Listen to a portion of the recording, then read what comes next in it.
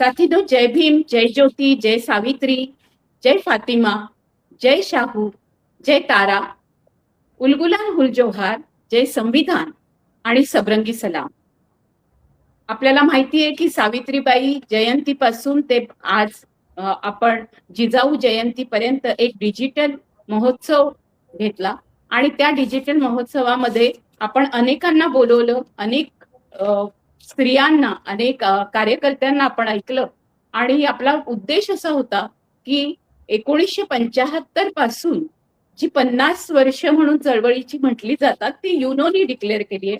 पण आपल्या देशातली जर स्त्रियांची चळवळ कुठून सुरू झाली असेल तर ती 1 जानेवारी 1848 रोजी सावित्रीबाई फुल्यांनी शाळा काढली.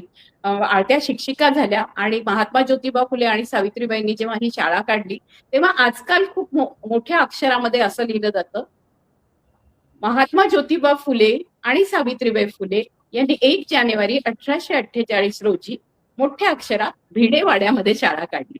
पण भिडेवाड्यामध्ये शाळा काढली त्याच्यानंतर 2च वर्षात ही शाळा बंद पाडण्यात आली. भिडेंवर पण दबाव टाकण्यात आला आणि त्याच्यानंतर ज्योतिबा फुले आणि सावित्रीबाई फुले यांना उस्मान शेख यांनी जागा दिली आणि मग ते उस्मान शेखांच्या वाड्यामध्ये शाळा चालवत होते. याचा उल्लेख इतिहासात फार कमी केला जातो. आज आपल्या सोबत मुक्ता कदम जुळलेले आहेत, त्यांची मी तुम्हाला थोड्या वेळाने ओळख करून देतेच. पण आज पहिली सुरुवात आपण दरवेळेला जशी अखंडाने करतो तसं आज सर्वात तुम्हाला मी सांगते की महात्मा ज्योतिराव फुले आणि सावित्रीबाई फुले मराठी साहित्यातले पहिले कवी आणि लेखक ही जी फळी आहे, म्हणजे अगदी ज्या वेळेला सावित्रीबाई फुले आणि महात्मा ज्योतिबा फुलेंनी शाळा उघडली त्यावेळेला विष्णू शास्त्री चिपळूणकरांचाही निबंधकाराचा जन्म झालेला नव्हता. म्हणजे खरं तर मुक्ता साळवे ही चिपळूणकरांच्या आधीची निबंधकार ठरते आणि त्याच्याबद्दल मी म्हणणारच आहे. पण आता मुक्ता साळवेचा उल्लेख आला तर मुक्ता साळवेच्या नावाचा पुरस्कार मुक्ता कदम यांना दिला जातोय. तर पहिली जी निबंधकार आहे जिने संपूर्णतः खरोखर इंग्रजांना सुद्धा चकित केलं आणि इंग्रज प्रेसला, ती पण ज्योतिबा फुले आणि सावित्रीबाई फुले यांची शिष्या होती. ते आपण बघूया. आज आपण सुरुवात करतोय शिवाजीच्या पोवाड्यापासून. त्याच्यामध्ये 2 गोष्टी महात्मा ज्योतिराव फुल्यांनी फार सुंदर केल्या. या पोवाड्यामध्येच अंगाई गायली आहे जिजाऊनी. ही जिजाऊ म्हणते, जो बाळा जो जो जो जो जिजी गाऊ, चला वेरुळास जाऊ, दौलतवाडा आपण पाहू, मुळ बाबाजीच घ्याऊ, किती आनंदाने गाऊ, सर दारात उमराऊ, सोबतीस जाधवराऊ. ती आपल्या माहेरचं वर्णन करते. पाटील होते गावोगाऊ, पुत्रावरी अति जीव, थोर विठोजी नाव घेऊ सान, मालोजी त्याचा भाऊ, दीपाबाई त्यास देऊ, छंदा जोगा गीती गाऊ. मालोजी राजा तुझा बा आजा, यवनी काजा, पाळील्या फौजा, लाविल्या ध्वजा, मारिल्या मौजा. एकीकडे माहेरचं कौतुक करते आहे आणि पोवाड्यामध्ये आपल्याला लक्षात असं येतं की दुसरीकडे ती आपल्या मुलाला आपल्या सासरचंही कौतुक ऐकवते आणि ती म्हणते, क्षेत्र क्षत्रियांचे घर, तुझे पितृ महावीर, सुखा नसे त्यांच्या पार, आल्या गेल्याचे माहेर, शिखराकार डोंगर नारावल्ली तरुवर, दरी खोरी वाहे निरखळ खळे निरंतर. अशा पद्धतीचं तुला कळेल की तिकडे तुझं आजोळ पण आहे आणि तुला ज्या तुझे बाबा जे आहेत, तुझे वडील जे आहेत, त्यांच्या पण घरची माणसं जी आहेत त्यांच्याबद्दल तू समजून घे, असं जिजाऊ म्हणते. आणि जिजाऊच्या तोंडी त्यांचं वर्णन आहे. सर्वात शेवटी ज्या वेळेला शिवाजी अगदी जर्जर होतात, त्यांना गुडघ्यांचा आजार होतो, त्यावेळेला ते स्वतः आपण केलेल्या सगळ्या हिंदवी स्वराज्याचं स्वप्न बघत असतात की आपण हे सगळं केलं, आपण त्याचं सगळं आठवत असतात तो भूतकाळ. आणि आपल्या आजूबाजूला असलेले लोक आणि हे सगळं बघून आणि आपल्याला जे सोडून गेले त्यांना दुःख होतं, याचंही वर्णन महात्मा ज्योतिराव फुले करतात. आणि त्यावेळेला लोक म्हणतात, महाराज आमासी बोला, धरला का तुम्ही अबोला, मावळे गडी सोबतीला, शिपाई केले उघड्याला, सोसिले उन्हात आणाला. तेव्हा तर कधीच घाबरले नाही. सोसिले उन्हात आणाला, भ्याला नाही पावसाला, डोंगर कंगर फिरला, यवन जेरीसा आणला, लुटले बहुत देशांना, वाढवी आपुल्या जातीला, लढवी अचाट बुद्धीला, आचंबा भूमीवर केला, बाळगी जरी संपत्तीला, तरी बेताने खर्च केला. आणि मग कसा होता हा राजा? तर राजा क्षत्रियांमध्ये पहिला नाही दुसरा उपमेला, कमी नाही कारस्थानीला, हळूच वळवी लोकांना, युक्तीने वचवी जीवाला. कधी भिईना संकटाला, चोर घरती घेई किल्ल्याला, तसेच बाकी मुलखाला, पहिला झटे फितुराला, अखेर करी लढाईला, युद्धी नाही विसरला, लावी जीव रयतेला. असा रयतेचा राजा आहे. टळेना रयत सुखाला, बनवी नव्या कायद्याला, असा कायदा बनवणारा असा राजा आहे. दाद घेई लहान सानाची, हय गय नव्हती कोणाची, अशी जी आहे सुरेख ठेवण चेहऱ्याची, कोंदिली मुद्रा गुणरत्नाची, भिडस्त भारी सावडा घरी, प्रिय मधुरी भाषण करी, मोठा विचारी वर्चन करी, झटून भारी कल्याण करी, आप्त सोयरी ठेवी पदरी, पण लाडावले जास्त तर लाडावरी रागावे भारी.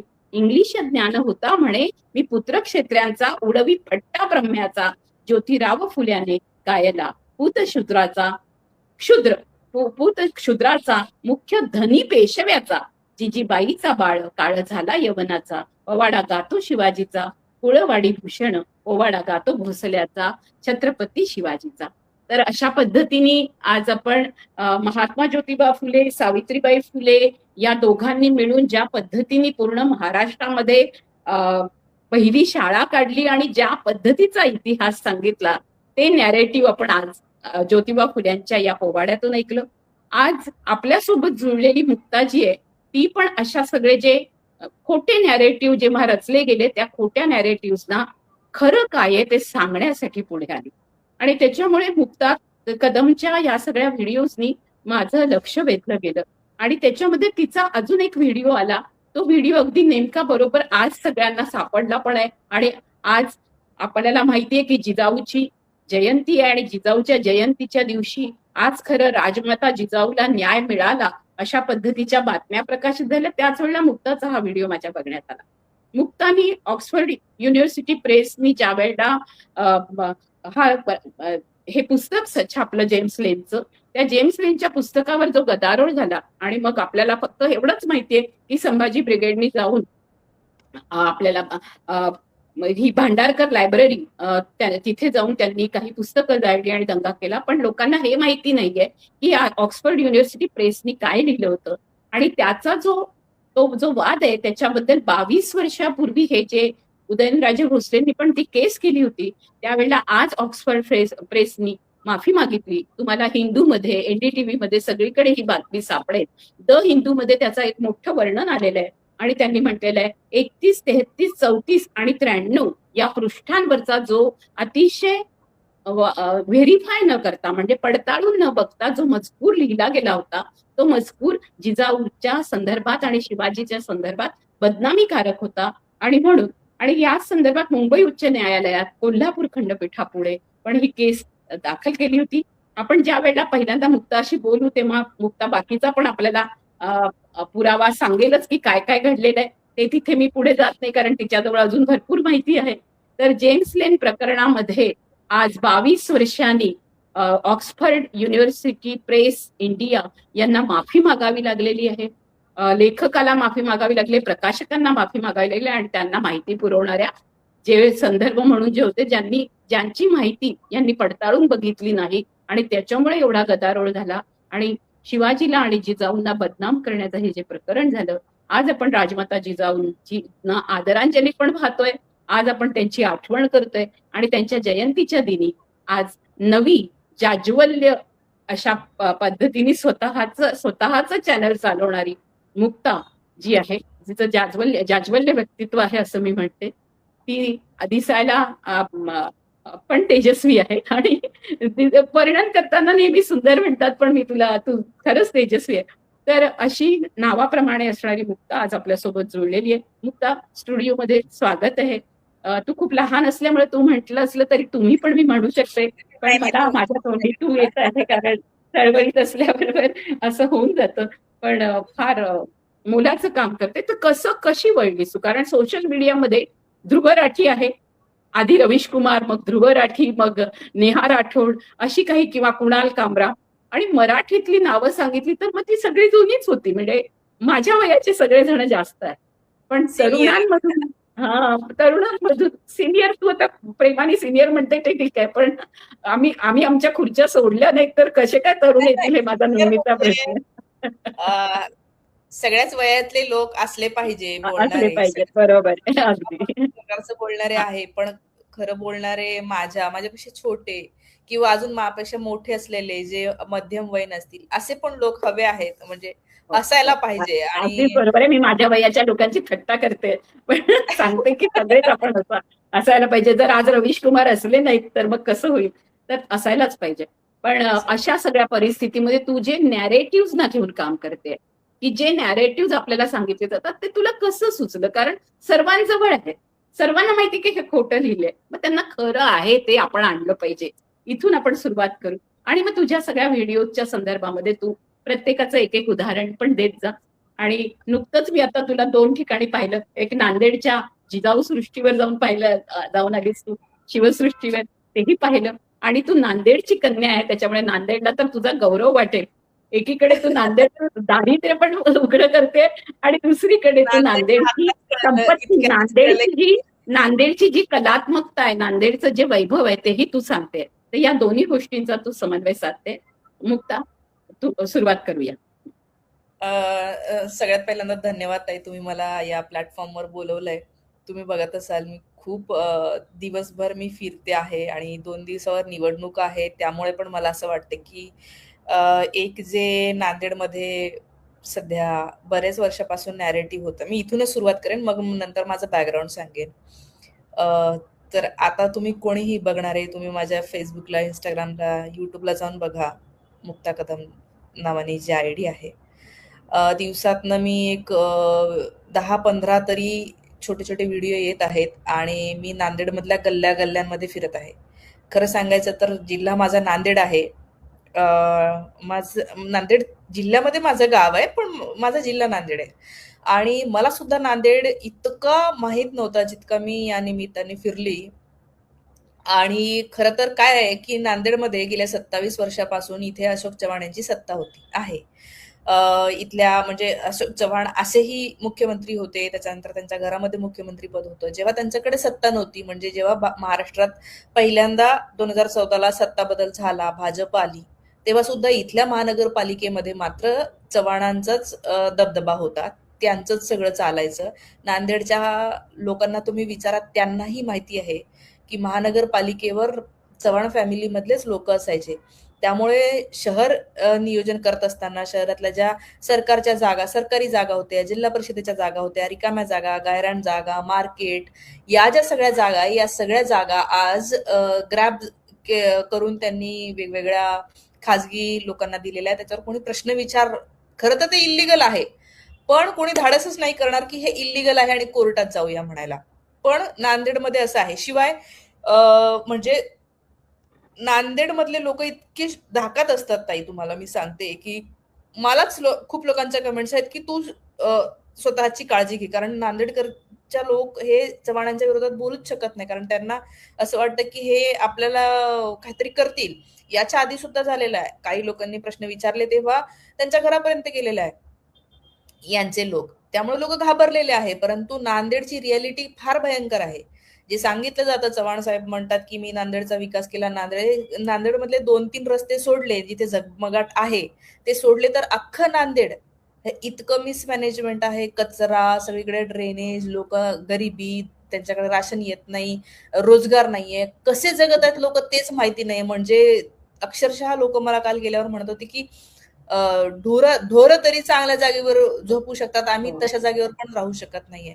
ही तू परिस्थिती तू त्या नांदेडची आहे. वस्तीत गेली तेव्हा तो छोटा मुलगा आणि जे चाचाजी आहेत, त्यांनी तुला ज्या पद्धतीने तिथे किती घाण, म्हणजे तिथे पूर्ण पाईप मधून पूर्ण पाणी येतं, हे जे तू दाखवलंय आणि हे वास्तव आहे. हिवाळ्यात हा. अशी स्थिती, पावसाळ्यामध्ये तर तो रस्ता पूर्ण म्हणजे हो. चिखलातूनच ते लोक जातात. पाणी जायला रस्ताच नाहीये, कारण जेव्हा ते शहर वसत होतं तेव्हाच ते मॅनेजमेंटच काही केलेलं नाहीये. आणि शहरामध्ये नाल्या अशा उघड्या असू शकत नाही. ते मोठ्या मोठ्या नाल्या ज्या उघड्या आहेत त्या तर मी अजून दाखवल्या नाही. त्या नाले म्हणजे दुकानं आहेत, दुकानांच्या पुढे नाले आहे जे की असतात, पण त्याच्यावर झाकण असतं शहरांमध्ये आणि ते असायला पाहिजे कुठेही, कारण रोगराई पसरते. आज प्रत्येक तो दुकानदार नाकाला मास्क लावून बसतो आणि इतका घाणेरडा वास येतो. ते म्हणतात आमच्याकडे काही उपाय नाहीये, काहीच करू शकत नाही. नांदेडची ही रियालिटी आजपर्यंत कोणीच दाखवली नव्हती. तुम्ही कमेंट्स बघा. हम्म. तर मला असं वाटत होतं की इतके वर्ष ज्यांची सत्ता होती, निधी येतोय महानगरपालिकेला, त्यांच्याकडे सुद्धा निधी येतोय, तर तो निधी खर्च करण्यासाठी येतोय, तर खर्च झाला का म्हणून बघायला मी गेली. चव्हाण साहेबांचे मी भाषण परवाच ऐकलंय, की मी नांदेडसाठी हे आणलं, ते आणलं असं ते सांगत होते. म्हटलं जाऊन बघूया. तर मला हं, वेगळं दिसलं. मग मला असं वाटलं, की हे दाखवलं पाहिजे. आणि जे बरोबर. कुणी दाखवत नाही ते दाखवण्याचं धाडस करणं. मला असं वाटतं, की हे सगळ्यात पहिलं कर्तव्य आहे. पत्रकारिता. तुम्ही पत्रकार अगदी. आहात म्हणजे काय? छान-छान गोष्टी तर मग कवी, लेखक, कलाकार तिथं बसलेले आहेत ना सगळं हे. सगळं पत्रकाराचं परफॉर्मन्स काम करायला. असं बरोबर. वाटतं, की जे पत्रकार कशासाठी असतात? बॅलन्स, चेक अँड बॅलन्स, की चेक राहिला पाहिजे त्यांच्यावर, की अरे नाही कोणीतरी पत्रकार माझं हे पितळ उघडं करेल म्हणून मी नीट काम करतो. सत्ताधाऱ्यांनी नीट काम करावं म्हणून विरोधकही असतात, पत्रकार असतात, जनताही असते. हे तिघांनी काम करायला पाहिजे. विरोधक आपल्याकडे काही ठेवले नाही. सगळ्यांना हे करून ठेवलेलं आहे. जेलची भीती आहे. सामान्य जनता आपले खायचे वांदे, राहायचे वांदे, तेही काय बोलू शकणार? ते कसं काय बोलणार आहेत बिचारे? मी सुद्धा अनेक लोकांच्या बाईट्स घेताना लोक घाबरत होते. माझं चॅनल मोठं आहे, लोकांना माझं नाव आहे, तरी त्यांना काय वाटायचं, हे तुम्ही कुठे दाखवणार तर नाही. मी म्हटलं, काकू तुम्ही कोणाचं नाव तर नाही घेतलं. तुम्ही फक्त सांगत आहे आमच्याकडे नळ नाही आला, रस्ते नाहीये, बरोबर. बजायला येत नाही. म्हटलं तुम्ही कोणाचं नाव घेतलं का? नाही. नाही नको जाऊ दे, माझं नको टाकू, असं लोक म्हणत आहेत. इतके लोक बरोबर. भीतीमध्ये आहेत, दहशतीमध्ये आहे.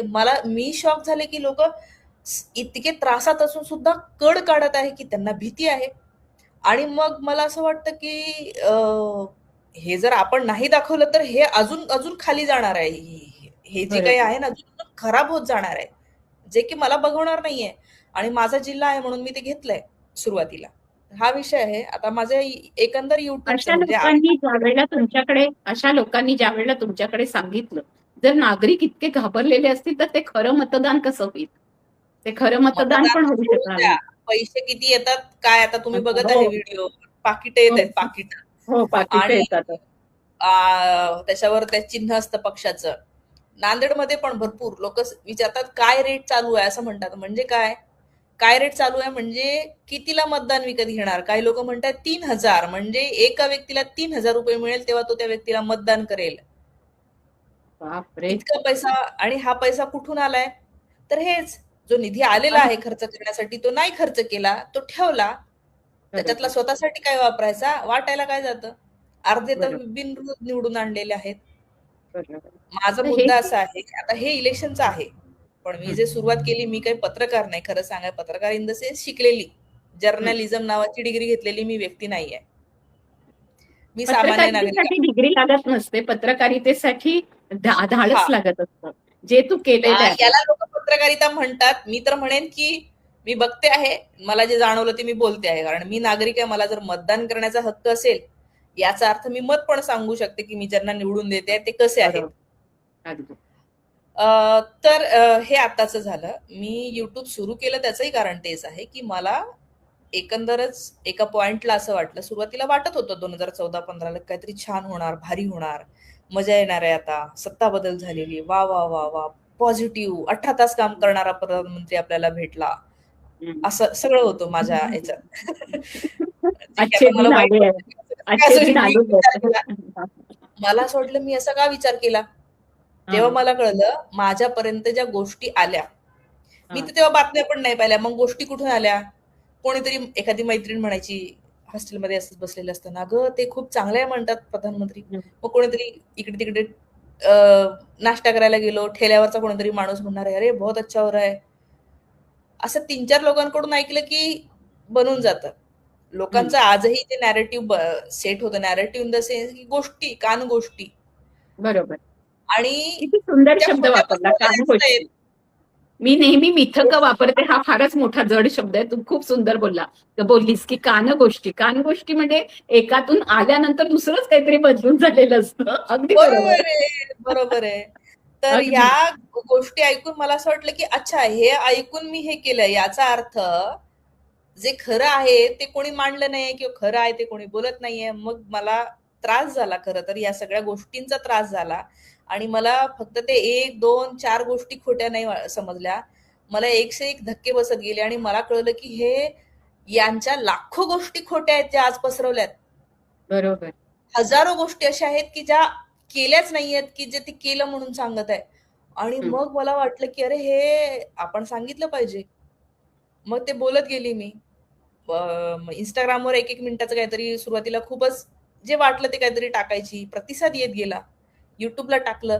मला असं कळलं, की अरे लोकांना हे ऐकायचंय. लोकांना हम्म. हे आवडतंय. खूप लोकं म्हणाले, की "अरे, असं बोलत राहा बरं." काही-काही लोकं मला म्हटले, "तू एक काम कर, तू दिवसभर व्हिडिओ बनवत राहा, कारण आम्हाला हेच ऐकायचं असतं. आम्हाला ते नुसतं न्यूज चॅनलच बघायचे नाहीये." म्हटलं आता म्हणजे किती अवघड आहे काय. मी तर जर्नलिझम केलेलं नाहीये. ते असं ते असतात ना, त्यांना सवयच ते परत, परत, हो. परत ती गोष्ट सांगण्याची. अ, हो. त्याच्यातनं पण मग तू मला कळलं, की नाही रेफरन्सेस रेफरन्सेस गोळा करणं हे कसं काय तुझ्या हां. डोक्यात आलं? एकीकडे तू शिकत होती म्हणून की तुला ते समजलं की आपल्याला याच्यासाठी रेफरन्सेस गोळा करावे लागतात. आपल्याला अ, पुरावे गोळा करावे हां. लागतात. मला नंतर हळू-हळू हे 2014च्या नंतर 5-6 वर्षानंतर 5-6 वर्षानंतर हे कळलं, म्हणजे जे सुरुवातीला मला वाटलं हे छान आहे. नंतर मला वाटलं की नाही, नाही हे काही बरोबर नाहीये. एक पॉइंट आला जेव्हा मला असं वाटलं की सगळेच राजकारणी असे असतात. राजकारण असंच असतं. त्याच्यानंतर मग एक पॉइंट असा मला आला, की म्हटलं नाही हा विचार चुकीचा आहे. मी हे नाही विचार करू शकत, की सगळेच राजकारणी असे असतात. कोणाला तरी मला तिथे आणावं लागेल, नाहीतर इराण, अफगाणिस्तान, पाकिस्तानसारखी अवस्था होईल माझ्या देशाची. त्यामुळे अगदी मी बरोबर. कोणतरी बरोबर आहे, कोणतरी थोडंसं कमी चुकीचं आहे, कोणीतरी थोडं बरं आहे, हे सांगायला पाहिजे. आणि मग मला कळलं, की नाही आता जे चुकीचे आहे आणि ज्या अर्थी हे इतकं हजारो गोष्टी खोट्या पसरवत आहेत, याचा अर्थ यांचे हेतू चुकीचे आहेत आणि म्हणून हे देशासाठी घातक आहे आणि म्हणून मग मी बोलायला लागली. आता रेफरन्सेसचं तुम्ही म्हणताय, इतक्या गोष्टी इतक्यात या काही वर्षांमध्ये कोणीतरी काहीतरी स्टेटमेंट करतं. रामदास स्वामी नसते तर शिवाजी महाराज नसते, असं एक वाक्य आलं. आता मला माहिती आहे, की रामदास स्वामी मी ऐकलंय म्हणजे गोष्टींमधनं, की त्यांचा काही संबंध नव्हता. ते काही गुरु नव्हते. हं. पण मग मला असं वाटलं, मी पण गोष्टी सांगतात तशा गोष्टी मला नाही सांगायच्या आहे. मला काहीतरी आधार द्यायचे आहे. मग मी वाचायला लागली. बरोबर. तसं मी आधी थोडंफार वाचायची, हं. कामापुरतं, अभ्यासापुरतं. मग मी शिवाजी महाराजांची 3-4 पुस्तकं जे ऑथेंटिक आहेत आणि ज्याला हे आहे, ती मिळवले. ते वाचायचा प्रयत्न केला. अर्थात माझं पूर्ण वाचून होत नाही, कारण मला आज बातमी आली तर मला आजच व्हिडिओ पण करायचा असतो. आजच्या बातमीवर मी 4 दिवसांनी व्हिडिओ केला, तर ते लोकं बघणार नाही. हे माध्यम खूप बरोबर. वेगळं आहे. याला एक ते लागतं क्विक ते वाच. बरोबर. म्हणजे अगदी. त्यामुळे मग तेवढं शोधून काहीतरी संदर्भ मी मिळवते. कोणीतरी शिवाजी महाराजांवर बोललं, ते मागे इंद्रजित सावंतांना फोन आला, तो कोरटकर म्हटला, की तो पळपुटा होता, असं-तसं. मग त्याच्यासाठी पुस्तक वाचलं. मग संभाजी महाराजांचा तो सिनेमा आला होता. त्याच्यावर लोकं काहीतरी म्हणाले. मग संभाजी हो. महाराजांचं ते वासी बेंद्रांचं पुस्तक घेतलं. मग वाह! ते वाचायला लागली. आणि असंच मग ज्या बातम्या येतायत किंवा जे कोणीतरी काहीतरी कॉन्ट्रोव्हर्शियल बोलतं, तेव्हा मला असं वाटतं, की मी फक्त त्याच्या उलट न बोलता, मी पुस्तकाचे आपण आधार दिले पाहिजे. अर्थात मी अभ्यासक नाहीये, पण मला जेवढं कळतंय सामान्य माणूस म्हणून जे मी वाचलं आणि ज्याला संदर्भ दिलेले आहेत, नुसतं वाचलं नाही, वाचन तो कोणी करेल. ज्याला संदर्भ दिलेले आहे, ज्याला ऐतिहासिक पुरावे जोडलेले आहे, ज्याला समकालीन पुराव्यांची पण काहीतरी जोड आहे, त्याला इतिहास म्हणतात. तर असे पुरावे सुद्धा मी देण्याचा प्रयत्न करते. जसं आज स्वामी विवेकानंदांची जयंती आहे. विवेकानंदांबद्दल माझं खूप आवडते व्यक्तिमत्व आहे ते. मी सुरुवातीला अ, या संघाच्या परिवाराच्या एका संस्थेमध्ये होती, ज्याचं नाव विवेकानंद यांच्या नावावरूनच होतं. आणि मला विवेकानंद त्या संस्थेमध्ये असेच सांगितले, की ते कट्टर हिंदुत्ववादी होते, भगवा वस्त्रधारी आणि त्यांना आपल्या धर्माबद्दल हे होतं आणि त्यांनी सांगितलं, की कशालाही विरोध करू नये. म्हणजे त्यांचं चित्र असं दाखवलंय जसं काही जणू काही ते पूर्ण कट्टर असे हिंदू होते. आपल्या हो, धर्मासाठी आणि ते ते काही अमेरिकेत करतात. गेले तेव्हापासून ते जे आहेत ती हो. अशी जी मुद्रा घेऊन आहेत तशी मुद्रा, किंवा आपल्याला झाशीची राणी बाळाला पाठीशी आणि ढाल छातीशी असं घेऊन असणारी मुद्रा, किंवा हो, हो. जिजाऊची मुद्रा फक्त शिवाजीला असं करून म्हणजे तिथेच त्यांना स्थिर करून ठेवलं. अहिल्या होळकरांना एक्झॅक्ट. फक्त एक पिंड घेऊनची मुद्रा. तर हे जे तुम्हा सर्वांच्या समोर जे नॅरेटिव्ह पेरलं, त्या नॅरेटिव्हला तू जे चॅलेंज केलं, एकीकडे तू पुस्तकं वाचलीस हे बरोबर आहे, पण दुसरीकडे अशाच प्रकारचे नॅरेटिव्ह त्यांच्याही गटातून येतात जे खोटं पसरवतात. आत्ताच मी तुझ्याच व्हिडिओच्या सोबत अजून एक व्हिडिओ अतिशय प्रसिद्ध, मी त्यांचं नाव नाही घेत, अशा प्रसिद्ध अशा अभिनेत्रीच्या तोंडून, आणि तिथे तिने जिजाऊला रेणुकेचा अवतार म्हणून टाकलाय. अरे बापरे! हो. आजच त्याचा लगेच आज प्रसारित करण्यात आलाय. मग ती रेणुका हो कशी का? होती, ती कुठल्या चॅनलवर आहे ते मला सांगा. हो, मी सांगते. तर शाकंभरी देवी कशी होती. माझ्या मैत्रिणीने लगेच पाठवलं. तुझी मुलाखत घेते म्हटल्याबरोबर तिने मला लगेच, ती जर्मनीत आहे, पण तिने मला पाठवलं, की हा व्हिडिओ बघ म्हणून, की हे खूप आजच जुनं आलेलं आहे. षडयंत्र आहे. हो, यांना आजपर्यंत देवी नाही करता आलं. ते कशाचं तरी अवतार त्यांना करायचंच असतं प्रत्येकाला, हो, जेणेकरून तुम्ही त्यांच्याकडे माणूस म्हणून बघूच नका, की ते ह्युमन हो. बिंग होते. त्या घोड्यावर चढायच्या, त्या तलवारबाजी शिकल्या. त्यांनी मुलाला सांगितलं, की सगळ्यांना सोबत घेऊन चालायचं, जाती धर्माचा भेद करायचा नाही. हे मुलांना आपल्या शिवाजी महाराजांना त्यांनी शिकवलं. कारण त्या ह्युमन बिंग होत्या. त्या ह्युमन बिंग असणं म्हणजे हळवं असणं, माणूस असणं, वाईट वाटणं, छान वाटणं, आनंद होणं. राग आणि त्यांना येणं, जर देवी राग म्हटलं, येणं, की चीड देवी येणं. म्हटलं की इमॅजिन नाही होत. हो, देवी अगदी. म्हटलं की इमॅजिन नाही होत, की त्या मानवी जगल्या असतील. त्यांना हा देवी म्हणजे हा चला नमस्कार करा, फुलं वाहा, आरती म्हणा, नाही, टाळ्या तिच्यासारखं वाजवा, दुसरं धन्यवाद. कोणी नाही होऊ शकत. तिच्यासारखं दुसरं कोणी होऊ नाही शकत आणि व्हायला नको, कारण ती देवी होती. म्हणजे हा. जिजाऊ पुन्हा जन्माला नको यायला. पुन्हा सावित्री नको जन्माला यायला. म्हणजे आज बरोबर. आज तू काही 10 वर्षांनी खूप मोठी झालीस, की मुक्ता कदम ही काय होती असं. जसं त्यांनी दोन्ही जोडलंय. आजची विवेकानंदांची मला कशामुळे आठवण आली, विवेकानंदांची जयंती जोडली आजची आणि त्यांचं पण जोडली जिजाऊची. आणि त्यांनी म्हटलं, की बघितलं ना किती मस्त योगायोग आहे.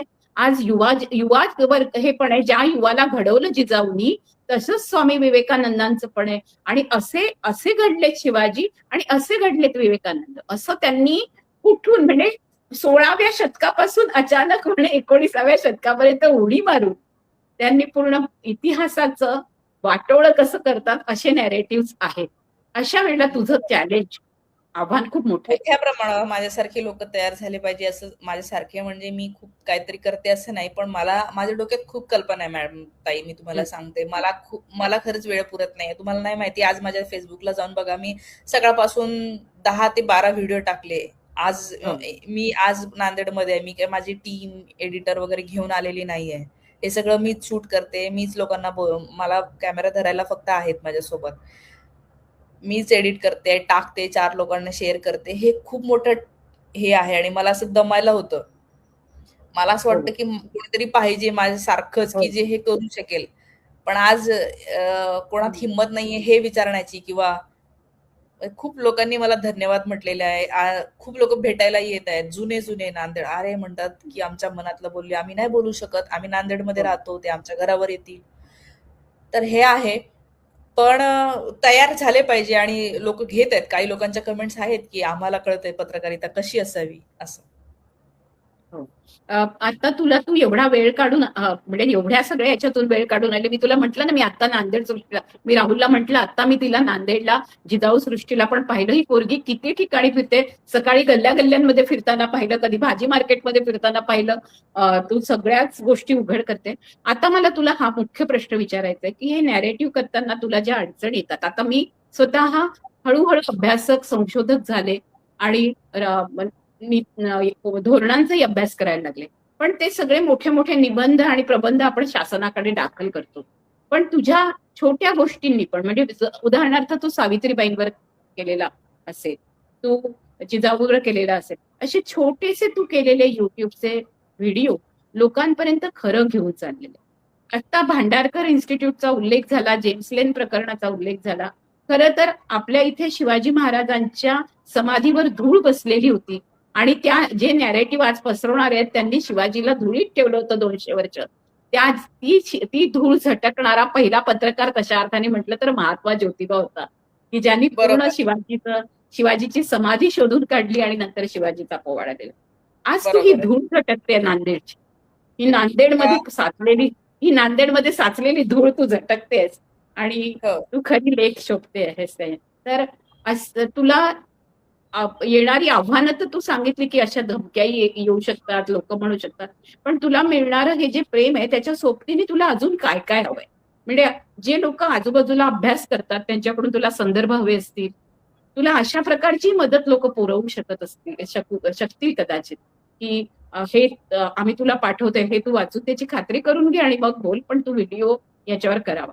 असं पण होत असेल? हां, होतं का? खूप म्हणतात मला आणि मला खरं तर आता ते ओव्हरफ्लो होतंय. म्हणजे सुरुवातीला तितकं नव्हतं. पण आता आता मी तुम्हाला सांगते, मला जसं मी नांदेडचे करते, मला किती लोकांचे, "ताई जालन्याला ये, लातूरला ये, परभणीला तर तू येच, भोकरला ये, आमचं हे गाव पण असंच आहे, तू तिथे ये, पिंपरी चिंचवडला ये."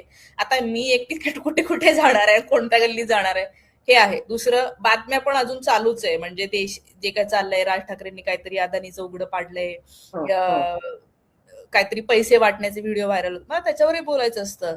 बरोबर. काही लोकं बातम्या पाठवतात, "हे बघ, ही खात्रीशीर बातमी आहे. मला ही कळलेली आहे. असं-असं झालंय."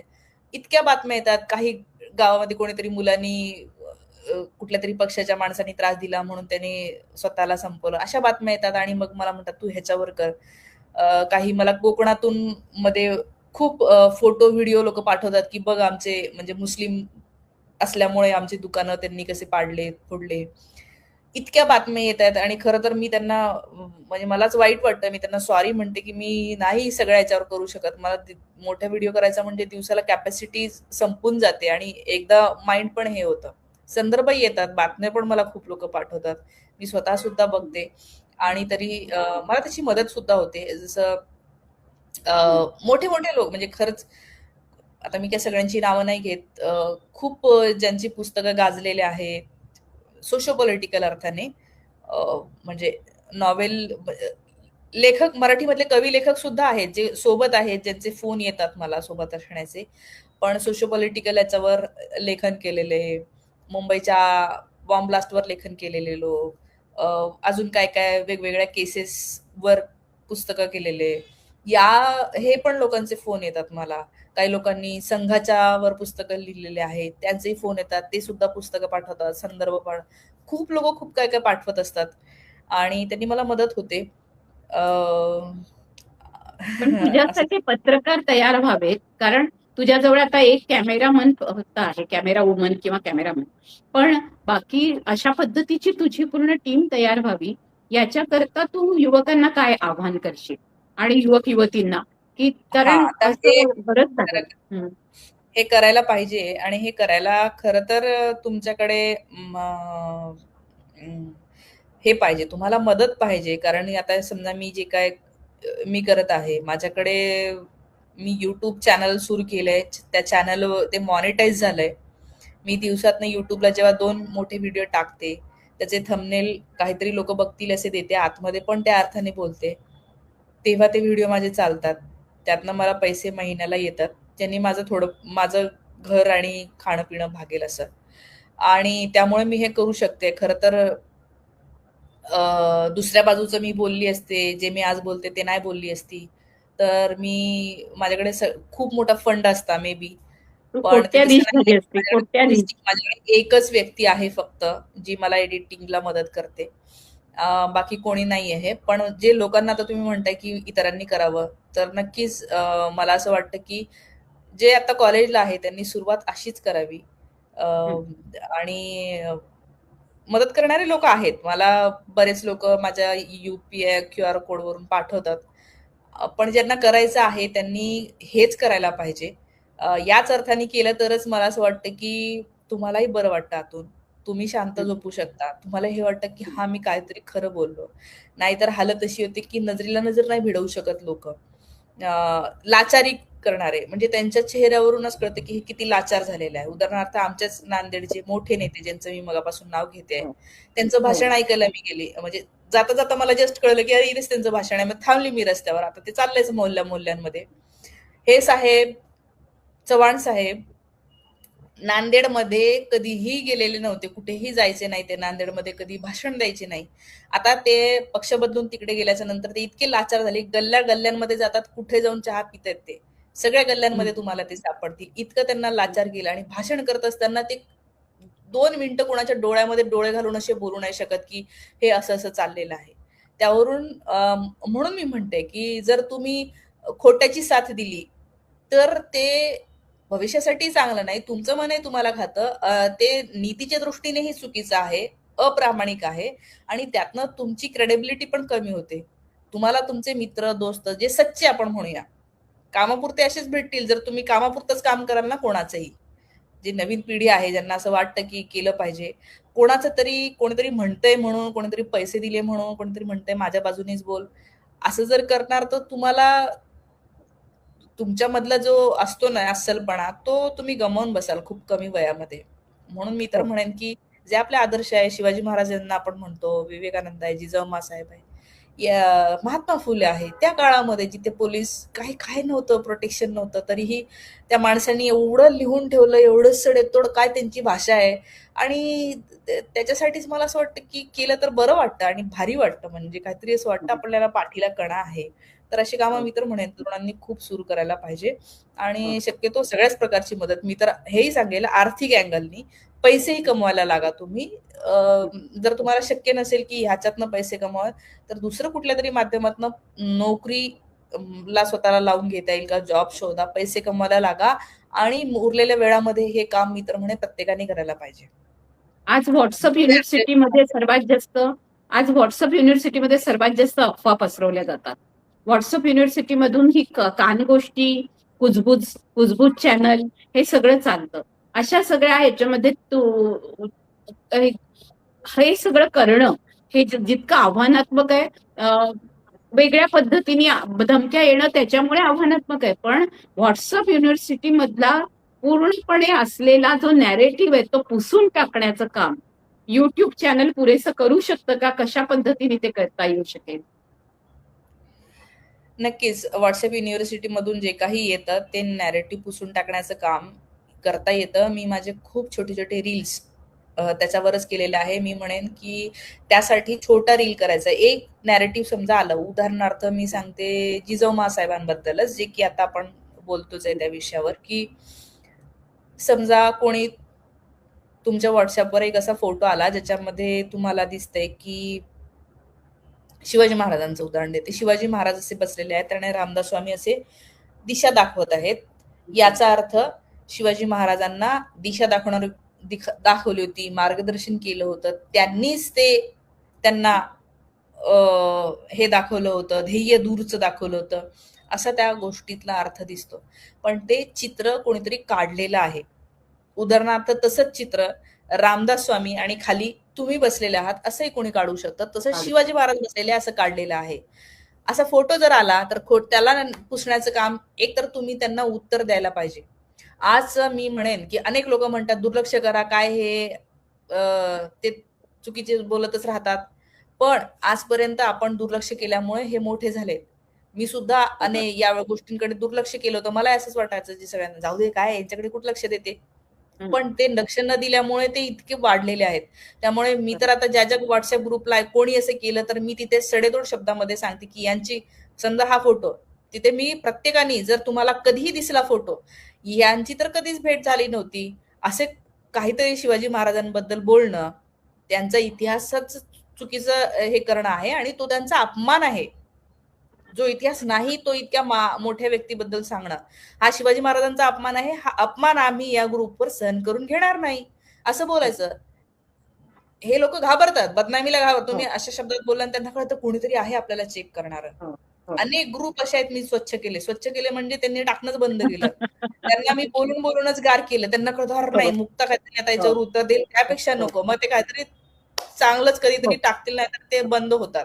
हे करू शकतो किंवा छोटे रील फोन समोर धरायचा 1 मिनिटाच्या आत करायचं. अनेक लोकांना मार्गदर्शन असतं. मी तुम्हाला सांगते की सुरुवात करायला पाहिजे Instagram वरून 1 मिनिटाच्या आत आपला संदेश आपल्याला देता आला पाहिजे. नॉट नेसेसरीली स्क्रिप्टच असेल. लोकांना साध्या भाषेत आपण कॉन्टिन्युअस छोटंसं उत्स्फूर्तपणे आलं पाहिजे. हां. बरोबर. ते असं टाकायला सुरुवात करा. महिना 2 महिन्यानंतर तुमचं बरोबर अल्गोरिदम तुम्हाला वर नेतो.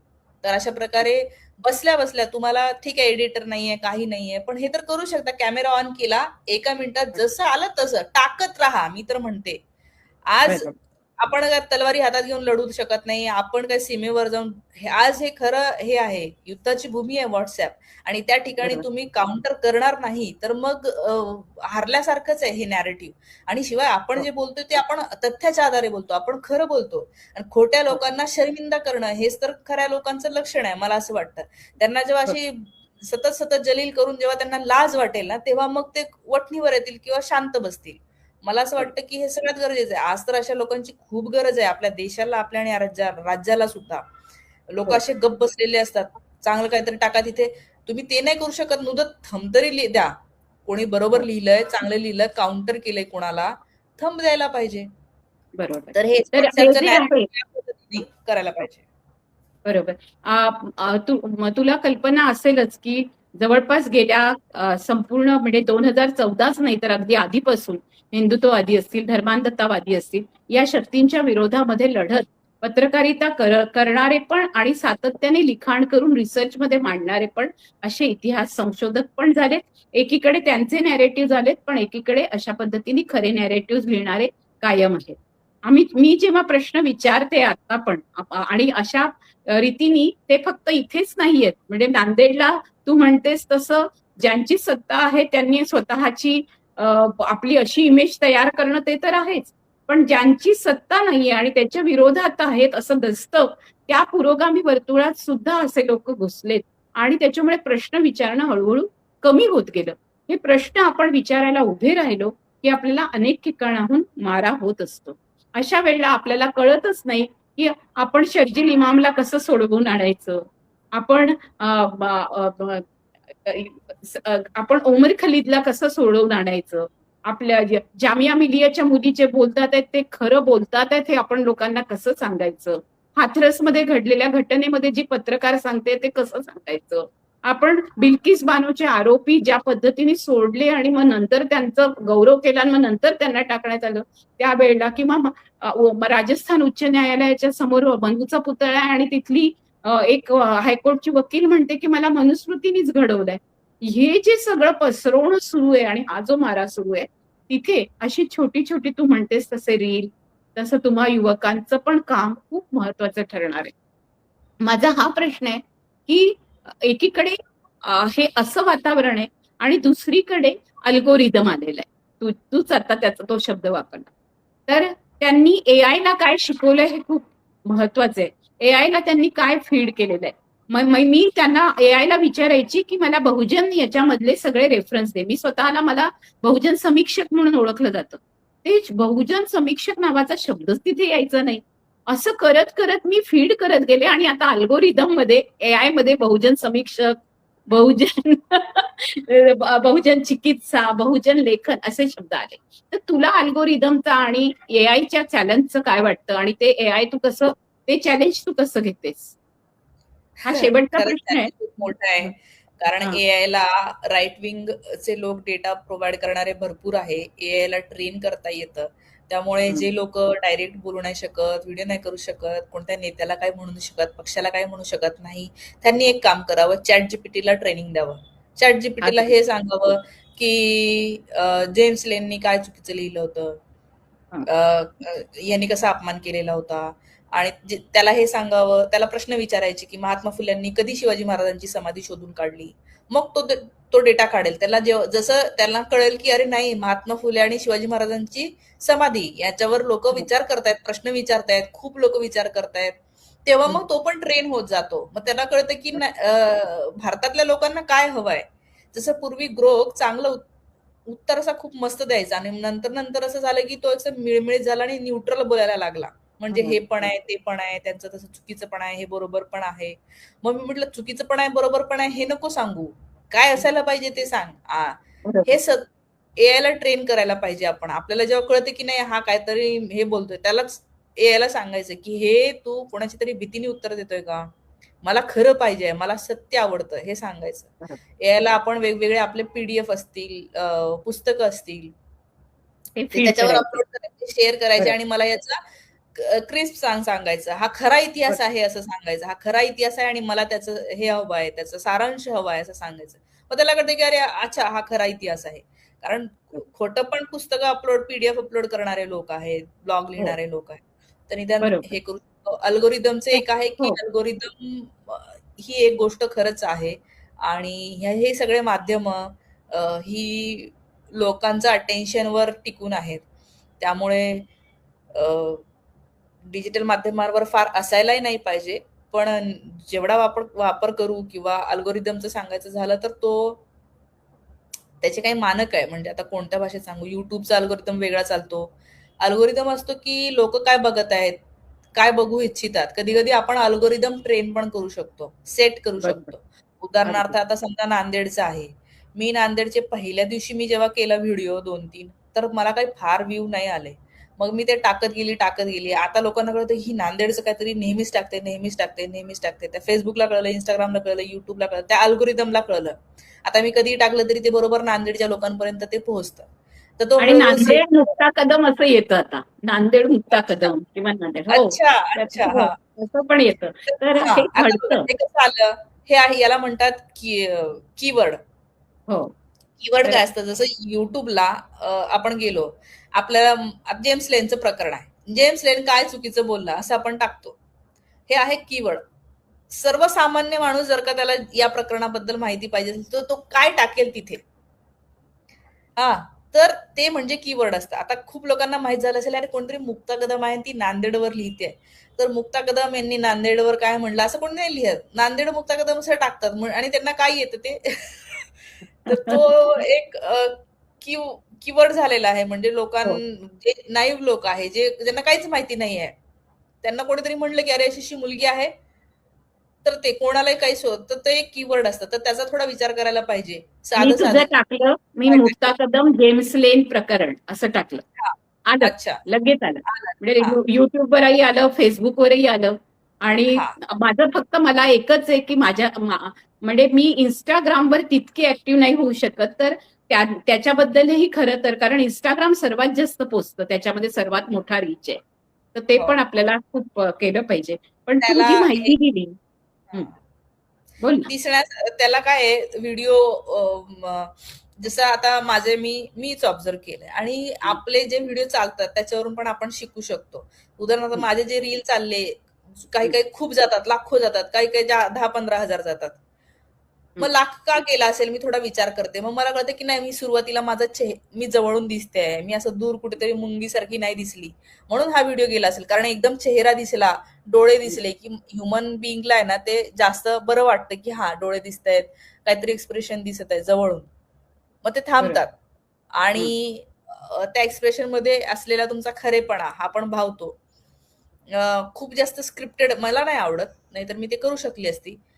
ते सहज काहीतरी आलं तुम्ही बघा मग खूप ते काय म्हणूया रॉ असतं सगळं माझं. कुठे मी विचार करत नाही, की हा शब्द वापरायचा. अर्थात ते करू नये असं नाही, करायला पाहिजे. माझं ते चाललं म्हणून मला कळलं, की हे असं आपण साधं जे बोलतो ते चालतंय म्हणून मी तसं करते. तर आपले जे रील चाललेत त्याचा थोडासा अभ्यास करायला पाहिजे आणि 1 मिनिटाच्या आत ते बसवायला पाहिजे. सुरुवातीचे 2-3 सेकंद खूप महत्त्वाचे असतात. त्याच्यामध्ये असं काहीतरी पाहिजे, की जेणेकरून ती रील शेवटपर्यंत बघावी वाटेल कुणाही व्यक्तीला. नाहीतर त्यांच्याकडे दुसरा ऑप्शन आहे स्क्रोल करायचा. तुम्ही स्क्रोल केलं, बरोबर. की Instagramला कळतं, की अरे 4-5 लोकांनी पूर्ण पाहिला नाहीये, अर्धाच पाहिला. मग तो Instagram बाकीच्यांना पाठवतच नाही तुमच्या फ्रेंड्सला पण. हं. हां, Instagramला कळलं, की नाही, नाही हा पूर्ण पाहिला. त्यांचा एआय काम करतो मागून. त्यांना कळतं, की ओह! हां, हे 30 सेकंदाचं पूर्ण पाहिलंय. पूर्ण पाहिला म्हणलं, की म्हणजे 100% व्ह्यू आहे. म्हणजे मग तो खूप लोकांना पाठवतो. मग खूप लोकं जेव्हा खूप-खूप बघतात, तेव्हा खूप-खूप पर्यंत जातं. पण हं. रीच कमी होतो याचा अर्थ काय आहे, की तो सुरुवातीलाच लोकांनी स्किप केला. त्यांना हं, सुरुवातीला काहीतरी असंच काहीतरी दिसलं. त्यांना कळलंच नाही इथे हं. काय चाललंय. नुसती प्रस्तावनाच चाललेली आहे. ते माध्यम असं नाही ऑफलाईनचं वेगळं असतं. जसं आपण स्टेजवर प्रस्तावना, काय-काय शुभेच्छा, पुष्पगुच्छ खूप काही गोष्टी असतात. ह्या माध्यमांवर काय आहे लोकांना प्रस्तावना लोकं कंटाळले येतात. त्यांना असं पाहिजे इन्स्टंट. हं, मग आपल्या खऱ्या गोष्टी आहेत. आजचा युवक हं, वर्ग ज्या माध्यमात आहे. खरं तर मला नाही आवडत रील स्क्रोल करायला नाही आवडत. हं. मी स्वतः इतकं कंटेंट तयार करते. मी 4 रीलपेक्षा जास्त स्क्रोल नाही करू शकत. माझं अरे! डोकंच भन-भन करतंय. तर मला ते बरोबर. आवडत नाही. मी रिकमेंड करणार नाही. पण आजचे बहुतांश युवा ते बघत आहेत. मग मला असं बरोबर, वाटलं आपण का नाही जायचं त्या माध्यमात? ते असं बरोबर, करता-करता माझा व्हिडिओ तिथे आला पाहिजे म्हणजे ते थांबतील आणि त्यांच्या डोक्यात काहीतरी जाईल. म्हणून हे बरोबर. आहे. जसं त्या हो. माध्यमात जसं डॉक्टर बाबासाहेब आंबेडकरांनी पेपर काढला असेल. कारण तेव्हा लोकं त्यांना त्यांना वाटलं हे एक्सप्रेशनचं हो. साधन आहे. हं, पुस्तकं लिहिली. आज हे मीडियम आहे. मला असं वाटतं, की म्हणून या माध्यमात यायला पाहिजे. जे मीडियम पुढे हं. असेल त्याच्यात सुद्धा आपण शिकायला पाहिजे. नवीन एआय आलंय आता. ते एक मीडियम आहे. म्हणून ते पण शिकायला पाहिजे. हे करत राहणं हेच आपल्या सगळ्यासाठी बहुजन संघटक तुम्ही नाव दिलेलं आहे. बहुजनासाठी तर खूप महत्वाचं आहे, कारण या सगळ्याच्यात मागे राहील तो बहुजन. हं. टेक्नॉलॉजी असेल, एआय असेल. आज तुम्ही बघा बहुजन खूप मागे आहेत ह्या याच्यामध्ये, एआय वगैरेच्या वापरामध्ये. त्यांना अजून कळत नाही. त्यांना फक्त ChatGPT कळतंय आणि प्रश्न विचारायचे. त्या ChatGPTला ट्रेन करता येतं. त्याचे खूप गोष्टी करता येतात. बरोबर आहे. कोर्स तयार अगदी केलाय. भांडता येतं त्याच्याशी. म्हणजे त्यांनी म्हणजे कुमुद पावडेंच्या पुस्तकाचं नाव विचारलं, त्यांनी चुकीचं सांगितलं. त्याला माहिती नसतं की ही माणसं शिकलेली आहेत किंवा काही. तर कारण ते इट इज रोबो. तर ते त्याच्यामुळे. पण जेव्हा कुमुद पावडेंच्या पुस्तकाचं त्यांनी चुकीचं नाव दिलं, तेव्हा मी त्याला पूर्णपणे खूप रागवले की तू दलित लेखिकांच्या याच्याबद्दलची खरी नावं सांग. त्याच्यानंतर हां. मग त्याला मी फीड पण केलं की तुला कुमुद पावडेंचा अंतस्फोट असं लिहावं लागेल. मग हां. मग ती किंवा तो जो कोणी आहे ChatGPT ते वठणीवर आलं आणि मग मला आता त्यांना खरी नावं दे. सांगायचं, भारताबद्दल खोटी माहिती तू सांगतोय का? आणि आम्हाला कळतंय आणि तू खूप ठिकाणी असं करतोय, असं बिलकुल करू नका. दुसऱ्यांना पण अशी चुकीची उत्तर देऊ नको. हे शिकवावं लागतं त्याला. अगदी. आहे ते तसं करतं. हो. म्हणजे ChatGPTला दटावणारे आपण आहोत असं मला एकदम चांगलं. त्या अर्थाने आपण समानधर्मी आहोत. आता सर्वात त्याला पण शेवटचा शिकवायला प्रश्न. लागतं, संस्कार करावे लागतात, तेव्हा ते हो, होतं. अगदी अगदी. तर आपण ChatGPTवर संस्कार करणाऱ्या बायका आहोत. मला आता फक्त शेवटचा प्रश्न तुला विचारते, कारण मला माहितीये तुझं सगळं लक्ष तिकडे असेल की तुला खूप साऱ्या आता मेसेजेस येत असतील. गोष्टी करायच्या आहेत, एडिटिंग करायचं आता मला थोडं हो, अजून. आता तुला करायचं आहे आणि तुझ्या त्या सगळ्या कामासाठी तुला वेळ मिळाला पाहिजे हे आहेच मला. पण बहुजन संघटक, बहुजन स्त्री कथी आणि सर्वहारा विमेन्स कलेक्टिव्ह यांच्या वतीने हा जो डिजिटल महोत्सव आम्ही केला, त्याचा उद्देश हा होता डॉक्युमेंटेशन. त्याच्यामुळे हे जे व्हिडिओज आहेत हे मोठे आहेत. हे 1-1 तासाचे आहेत. हे हो. आम्ही मुलाखती घेतल्यात 2 तास. म्हणजे कसं होतं, मला हा प्रश्न विचारायचा आहे की आता तुझे जे छोटे छोटे युट्यूब आहेत ते सगळे राहतील, पण डॉक्युमेंटेशनच्या दृष्टीने आपल्याला काही बरोबर. गोष्टी कराव्या लागतील आणि ते रिसर्च डॉक्युमेंटेशनचं जे मॉडेल आहे ते असं 1 तासाचं, अर्ध्या तासाचं, 2-2 तासाचं. कारण नाहीतर हा आपला इतिहास राहणार कसा? म्हणजे मुक्ता एक्झॅक्ट. कदम काय करते, काय करत होती, नांदेडची कन्या म्हटले तिला, मुक्ता साळवेचं तिला अवॉर्ड मिळाले, म्हणजे तिने नेमकं काय केलेलं आहे हे लोकांना कळण्यासाठी मला हा व्हिडिओ करावाच लागेल आणि ते डॉक्युमेंट करून ठेवावं लागेल, हा आमचा विचार आहे. आणि त्या बरोबर. पद्धतीने आम्ही सगळ्या एकत्र आलोय. कारण तू म्हणाली ते अगदी खरंय की बहुजन ज्या आहेत सगळ्या त्या स्त्रियांच्या चळवळीतून नगण्य मानल्या गेल्या.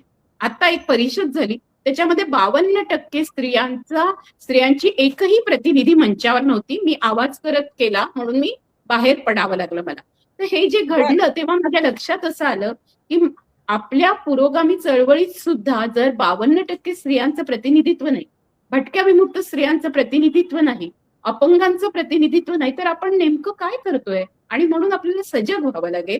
आपल्याला यांचं डॉक्युमेंटेशन करावं लागेल. आपल्या नवीन नवीन पोरी येतात आहेत, त्यांचं कोण करून ठेवणार? त्यांचं पण आपल्याला साठवून ठेवावं लागेल. तर हा त्याचा उद्देश होता. तुला हे कसं वाटतं की तुझे जे व्हिडिओ आणि हे आहेत यांचं डॉक्युमेंटेशन झालं पाहिजे याच्याकरता तुझ्या डोक्यात काही विचार आहेत का? हा माझा शेवटचा प्रश्न याच्याकरता की खूप टिकलं पाहिजे, पुढे तुझं खूप वाढलं पाहिजे आणि लोकांमध्ये हे पसरलं तर तुझ्यासारखे हजारो युवक युवती तयार झाले पाहिजे.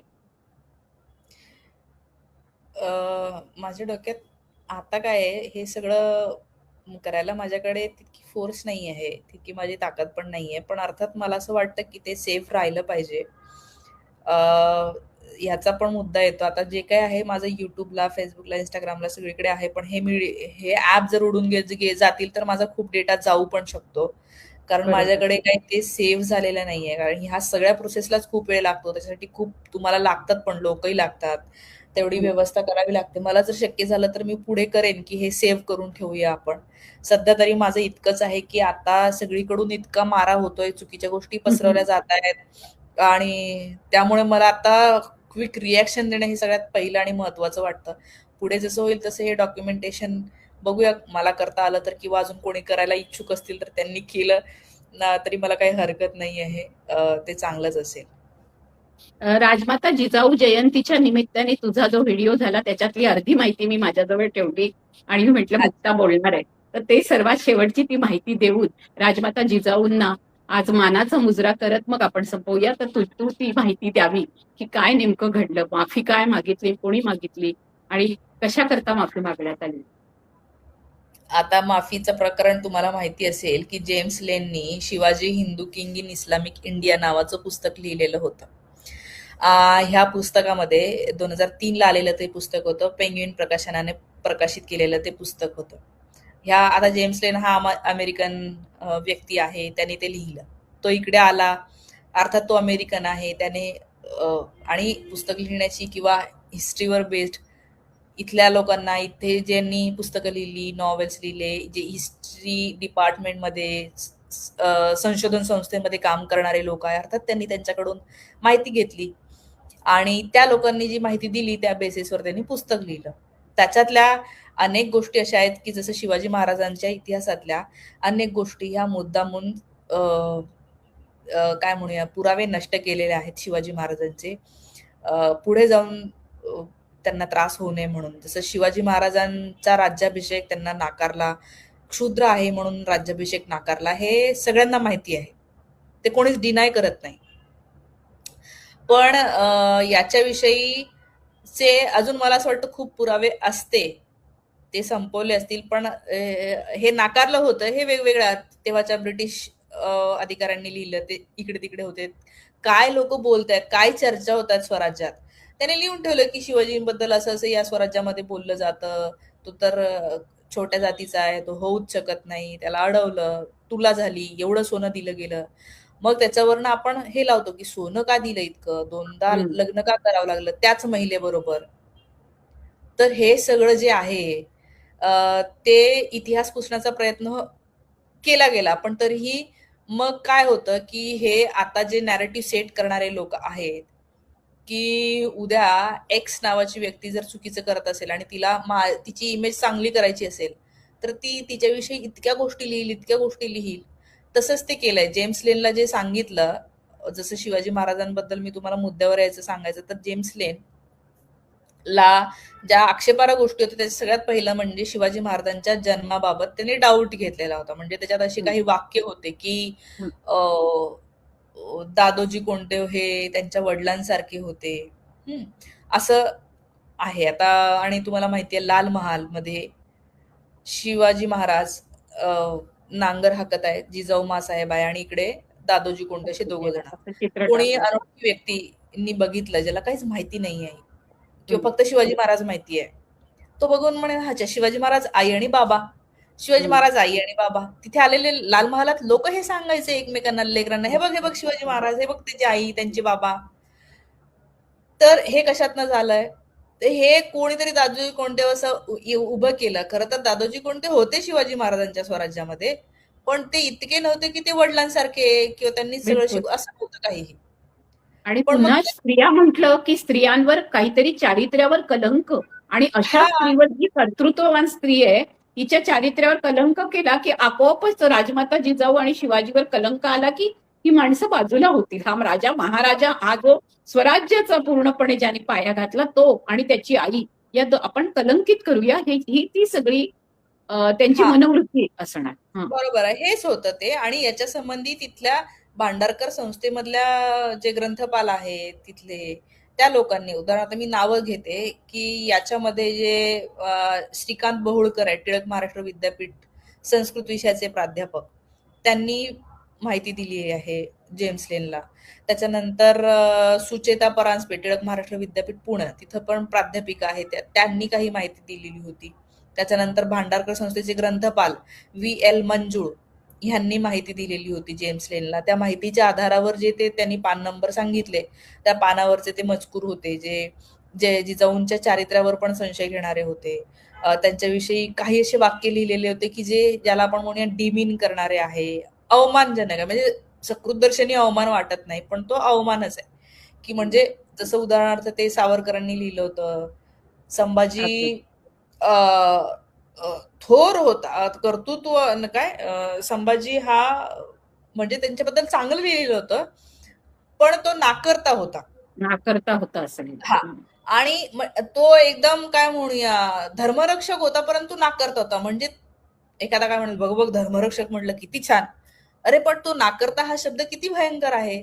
तर अशा काही होतंय आणि ज्याच्यातनं आणि काही टिकून ठिकाणी तो व्यसनाधीन होता आणि तो नाकारता होता असे पण शब्द टाकले. व्यसनाधीन होता, त्यांना शौक हो. होते वेगवेगळ्या प्रकारचे घाणेरडे. त्या हं, अनेक नाटकांमधनं त्यांना कसं त्यांनी काही मुलींच्या बाबत चुकीच्या गोष्टी हं, पसरवल्या होत्या. पण त्याचा एकही पुरावा नाही. हं, ह्या फक्त गोष्टीच आहे. मग मी आज कुठली गोष्ट सावरकरांबद्दल म्हणेल ज्याचा पुरावा नाहीये? कोणा हं, एखादा महान कॅरेक्टर आहे, आपण तसं करणार नाही. पण असं हं, करता येऊ शकतं आणि अशा गोष्टी सांगितल्या तर काय आहे? पसरतात. तर हं. तशा त्यांनी कानगोष्टी त्या याच्यावरून पुस्तक लिहिलं आणि ते पुस्तक प्रकाशित केलं. आता त्याचा जो प्रकाशक होता त्यांनी पण माफी मागितली. तो प्रकाशक होता सय्यद मंजर खान, ऑक्सफोर्ड हं, युनिव्हर्सिटी प्रेस इंडियाचा संपादक तेव्हाचा. त्याने काय केलं? त्यांनी संपादन केलं. त्याला काय माहिती? आणि त्या हं. लेनला पण मी तर म्हणेन की चुकी जी आहे ना, ज्यांनी संदर्भ दिले त्या इथल्या मूर्ख लोकांची आणि त्यांनी का चुकीचं दिलं असेल? बरोबर. तर आपल्याला माहिती आहे की ब्राह्मणवाद नावाची गोष्ट ही स्ट्रॉंग करण्यासाठी पुरातन काळापासून जे आपल्यावर ही सगळी मनुवादी व्यवस्था लादलेली आहे, ही ही व्यवस्था आणली कोणी? तर ही तेव्हाच्या कट्टर ब्राह्मणांनी, की ज्यांना हे वाटत होतं की आपण श्रेष्ठ राहिलो पाहिजे. तर बरोबर. ह्या लोकांनी जी ही व्यवस्था तयार केली, त्यांनी अनेक अत्याचार केले, अन्याय केले. ते पुरावे त्यांना सगळेच नष्टच करायचे आहेत. शिवाजी आता आता रिसेंटचे तर नष्ट नाही करू शकत बाबासाहेब आंबेडकर, महात्मा फुले. तरी महात्मा फुलेंची डॉक्युमेंटरी नष्ट झालेली आहे. ते गायब झालेली आहे मंत्रालयामधून. ते नष्ट हो, करत करत चाललेले आहे. ते गायब करतायत पुरावे. तसं हो. शिवाजी महाराजांबद्दल पण पुरावे गायब करायचे आणि मग काय करायचं? खोटं नॅरेटिव्ह पसरवत जायचं, की बरोबर. जसं डॉक्टर बाबासाहेब आंबेडकरांबद्दल. किंवा मग त्यांना अवतार करून टाकायचं. अवतार केल्याबरोबर त्यांचे बाकीचे ग्रंथ हे सगळे मिटवून टाकायचे. अगदी हां. तू म्हणतेस तसं. आणि अशी समजा हे तेव्हा ब्राह्मणांनी समजा त्रास दिला असेल, तर ते मुद्दामून की बाबा अ, तो दुसऱ्या नॉन ब्राह्मण जातीमध्ये जन्माला आलेला इतका ग्रेट असूच शकत नाही. मग त्यांना कसं वेगवेगळ्या बाजूनी मग त्यांच्या आईवर काहीतरी शिंतोडे उडवायचे, वडीलच कधी लहानपणीपासून. माझा भाचा 4वीत आहे. त्याला शिवाजी महाराजांचा इतिहास आहे. मी त्याला विचारलं, "काय शिकवलं आज?" तर या धड्यातलं काय मला तो म्हणतो, "आत्या ते शिवाजी महाराजांचे पप्पा जे आहेत ते त्यांनी खूप वर्ष त्यांनी त्यांनी लहानपणी खूप वर्ष पाहिलंच नाही आपल्या वडिलांना." तर म्हणजे थोडक्यात तुम्हाला हेच सांगायचं की हे दोघं जण सोबत राहत नव्हते किंवा मग किंवा ते नव्हतेच असं काहीतरी उगीचच कानात लोकांच्या मुलांच्या सोडून द्यायचं. घालून त्यांनी ते सोडून द्यायचं. त्याच्या मागची कारणं नाही सांगायची. आज हा राजे स्वारी करायचे. राजे निजामशहांकडे, आदिलशहांकडे नोकरी करायचे. त्याच्यामुळे जसं आज तुमचे बाबा कुठेतरी सैन्यामध्ये जातात किंवा आयटी सेक्टरमध्ये असतात, तर तुझा बाबा बंगलोरला असतो आणि आई नांदेडला असते. तर अशी जी घरं आहे, तर हे त्या मुलांना कळू न देता मुलांना असं सांगायचं की आईचा आणि बाबांचं अशा पद्धतीचं आहे. हा खूप मोठा भयानक प्रकार सुरू झालाय. मुक्ता, इथे आपण एक गोष्ट खूप हे करतो आहोत आणि तुला मी पुन्हा पण बोलवणार आहे, कारण सगळ्या लोकांना पुन्हा पुन्हा ऐकायलाही आवडेल. आपल्याला या सगळ्या गोष्टी डॉक्युमेंट करून ठेवाव्या लागतील, कारण तू जे मांडतेस ते खूप महत्वाचं मांडते. छोट्या छोट्या गोष्टीतून तू सत्य वास्तव लोकांसमोर आणते आणि जशी रिसर्चची गरज आहे, जसं डॉक्युमेंटेशनची गरज आहे, जसे आता या 1 तासाच्या 2 तासांच्या मुलाखतींची गरज आहे, तशा या छोट्या छोट्या गोष्टींचे संदर्भ तुझ्या 4थीतल्या भाच्यासाठी सुद्धा खूप महत्वाचे आहेत, कारण मुलं ते बघणार आणि ते बरोबर. बघितल्यानंतर त्यांच्यामध्ये चर्चा सुरू होणार. त्याच्यामुळे आज तू या काळाचं आव्हान बरोबर पेललेलं आहे. तुला AI माहितीये, चॅट जीपीटी माहितीये, ते अल्गोरिदम माहितीये, तुला इंस्टाग्राम माहितीये, तुला युट्यूब माहितीये. आजची मुलगी आहेस तू. तू आम्हाला सगळ्यांना प्रशिक्षित कर आणि तुझं सैन्य वाढव. कारण हे जे सैन्य आहे आता, हे सैन्य इन्फॉर्मेशन टेक्नॉलॉजीचं सैन्य आता तयार करावं लागेल. प्रत्येक वयातल्या माणसाला तुला तयार करावं लागेल. तुला ज्या पद्धतीची मदत लागेल, मी इथे आव्हान करते बहुजन संघटक आणि बहुजन स्त्री कथी आणि सर्वहारा विमेन्स कलेक्टिव्ह मधले. अगदी आत्ताच आम्ही बनवला हा मंच ताबडतोब, की आपल्याला सर्वांसमोर सगळं सत्य आणायचे की कोण कोण लोक काम करतात आहे. तर काम बोलतं आणि जे खरं आहे ते बोलतं, जे सत्य आहे ते टिकतं. अशा सत्यशोधकांच्या आपण पोरी आहोत. म्हणजे मी मोठी मुलगी आहे, तू छोटी मुलगी आहेस, तर अशा पद्धतीने पुढची पिढी आहेस तू. आणि तुला मी खूप शुभेच्छा देते, सदिच्छा देते. आणि तुझ्या कामासाठी आता पुढचं तुला एडिटिंग करायचंय तर तू तुझा युट्यूब मधला वारू दौडू दे असा राजमाता जिजाऊ सारखा, सावित्रीबाई सारखा. चालेल असं. मॅडम. थँक्यू. ओके, भेटूया. चला भेटूया. जय भीम, धन्यवाद. जय ज्योती, जय सावित्री, जय फातिमा, जय तारा, जय शाहू, उलगुलान गुलजोहार, जय संविधान आणि सबरंगी सलाम. जय भीम. जय जिजाऊ, जय शिवराय.